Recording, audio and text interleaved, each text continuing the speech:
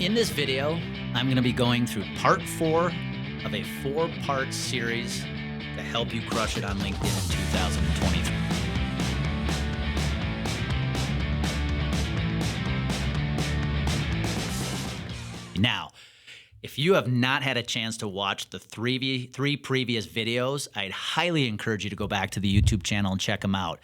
Because in this 4-part series, we call the 4 Ps of LinkedIn prospecting, we are teaching you how to use LinkedIn effectively to drive business. The first P of the 4P strategy is your profile. You have to create a profile that stands out. If you haven't watched part 1, go check it out. Second P is proactive connections. Yes, you have to put time in to reach out and connect with people you could do business with on LinkedIn. And the third P is creating content. My favorite. It's changed our career. So if you haven't seen any of those videos, please go check them out. And when you get a chance, look in the lower right corner and hit the subscribe button. I would appreciate that. So let's talk about the fourth P. The fourth P of our 4 Ps of LinkedIn prospecting is pull them off the platform. What do I mean? Well, the ultimate goal on LinkedIn, even though LinkedIn does not want you to know this, is you got to pull people off the platform. So if you have a good profile, you're making proactive connections, you're creating content for your prospects, ultimately, you want to pull them off the platform to a phone call, a meeting, or a virtual meeting of some sort, right? That's the ultimate goal. So what is an effective way you can pull your prospects off the platform? Here's a strategy I've been using for the last 2 years that's been extremely effective. If you recall, if you've watched the second video of part 2, the second P, I mentioned that when you make proactive connections, one of the things you need to do immediately after they accept your connection is to send them a voice message. And if you're unfamiliar with the voice message feature on LinkedIn, I highly encourage you to get used to it. It's on the mobile version of the LinkedIn app. When you are connected to somebody, when they are a first connection, you can send them a voice message feature. It's a great way to stand out. Well, now when I want to pull somebody off the platform into a meeting, into a discussion, I'm going to use that voice message feature again. Now, I will let you know that at this stage, it's going to be very beneficial if you have the LinkedIn Premium or Sales Navigator feature, because one of the best metrics on LinkedIn is the metric that tells you who is checking out your profile. It's something I look at every single week, at least twice a week, because it's LinkedIn telling you, here are the people checking out your LinkedIn profile. Here are the people checking out your personal website.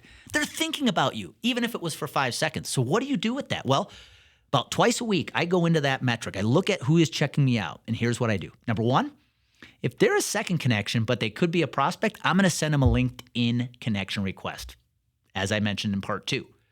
However, if I'm already connected with them, and I think we could ultimately do business, I'm going to send them another voice message that might sound something like this. Hey, Greg, it's Andy. You know, it's been a while since we've connected, and would love to see if you'd be interested or open to jumping on a call. I'd love to see what you're up to. Or, better yet, if it's a first connection you have never met before, which is quite often, I'll send a voice message that sounds like this. Hey, Greg, it's Andy. You know, we've been connected here on the platform for quite a while. I'd love to put a voice to a face if you're open to it. Wanted to see if you want to jump on a call, see what you're up to. You would be shocked how often those voice messages lead to conversations, how often those voice messages get returned with a, yeah, I'd be open to that. Now, here's the secret. Whether or not they're open to meeting with you or not is actually not the point. If you use a pattern disrupt like the voice message feature, the chance your message gets replied to is exponentially higher. So if I'm going to leave a prospect a voice message with the hopes of trying to pull him or her off the platform, I would much rather get a reply, even if it's a no, than I'm getting today by trying to leave a voice message on their phone. I believe the voice message feature on LinkedIn is the modern cold call, and it's a hell of a lot more effective than cold calling is right now. So that's my advice for you. Step 4 of the 4 Ps of LinkedIn prospecting is you want to pull the prospect off the platform. The best way to do it is when you're connected to them, leave them a voice message, invite them to a call, invite them to a cup of coffee or a Zoom chat. The odds they reply are much higher than if you left a voice message on their phone. Even if they say no, they're going to reply, and you'd be surprised how often they say yes. So there you have it. Those are the 4 Ps of LinkedIn prospecting. This is your LinkedIn prospecting strategy for 2023. If you go to work enhancing your profile, so when prospects come to your profile, they know exactly who you are and what you do and who you do it for. Number 2, if you block time to grow your community with the right people. Number 3, you create content that educates them and lets them get to know you. And then you focus on trying to pull people off the platform. Using the voice message feature is an awesome way to do it.